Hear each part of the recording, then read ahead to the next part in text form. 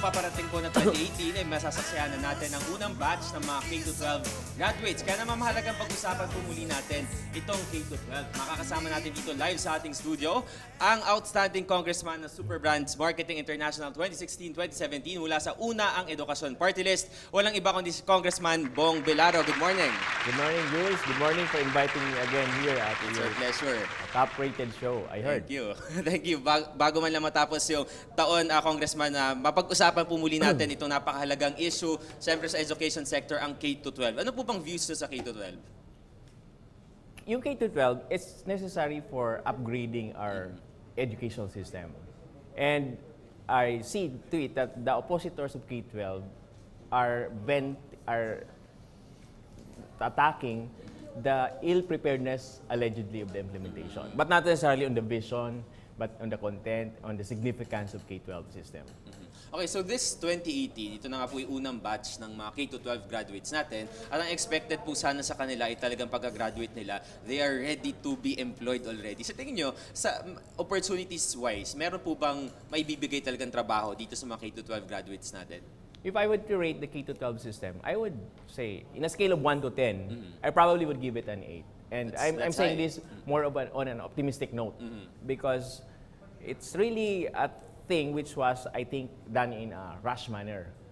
And but we all agree that it is significant, that we all agree that it is important. In fact, it is an important step towards the regionalization, towards ASEAN integration, and making the Philippines in sync with the whole world.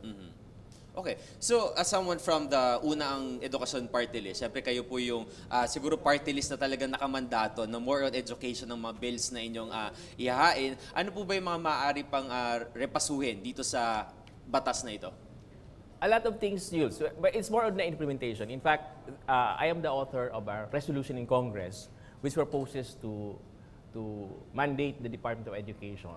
It's a resolution to come out with a report card on what actually happened during the implementation of K-12. Because this is a seminal batch, as you said. So I would like to see how the implementation went, and so we could address the defects of the system. But you know, all these defects are expected. You see, you're adding 2 years in the educational system. So you expect to need more schools, more teachers, a revision of the curriculum on a massive scale. So that's how the gravity of the problem is like that.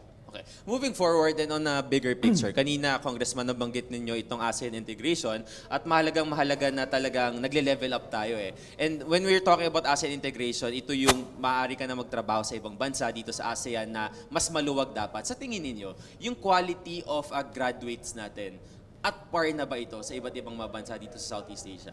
Yan naman po, mga kababayan, yun ang malaking paniniwala ko that we have among us one of the best human resources in the world. In fact, ito nga po ang sinasabi ko, sinasayad ko palagi sa mga talks ko na nung ako po ay nag-aral sa US, sa Cornell Law School, I became the class representative, not necessarily because I'm the best in class, but because I speak English better than all my classmates. Even the Americans? Yes. Okay. No, not the Americans, because these are Spaniards from Europe, and they all speak other languages. But you know, that's one asset of the Philippines that we have to preserve. We're really very good English speakers. Okay, so ngayon, siyempre, Congressman, ang dami nyo ng mga bills na ihain. I heard more than 400 bills right now. As of to date, I just checked the internet. Our office, unang edukasyon party list, or Wanang Edukasyon, already filed a total of 489 bills. 489 bills in just less than 2 years? Yes. 200 of them are of principal authorship. Okay. So ano 206 to be exact. Okay. So out of almost 500 bills na naihain nyo, of course, mahalagang pag-usapan din po natin yung significance ng mga bills na ito. Lalo na yung maiaambag po niya sa education sector. Significance-wise, ano po yung maiaambag niya? We have a 10-point agenda in Congress. It's accessibility of education, making Philippine education at par with global standards. But what is important for us is yung pinangako namin nung nasa kami ng kampanya, which is empowering education. Because we believe that education should not be an end in itself. It should lead to something else. It should lead to employment. It should lead to entrepreneurship. It should lead to something in which is consistent with national developmental goals. Okay. That is why we put primacy on financial literacy Yes. and school-to-employment projects. Okay. So before we end, no, gusto ko lang uli i-emphasize na kayo uli yung isa sa mga napili bilang outstanding congressman ng Super Brands Marketing International 2017.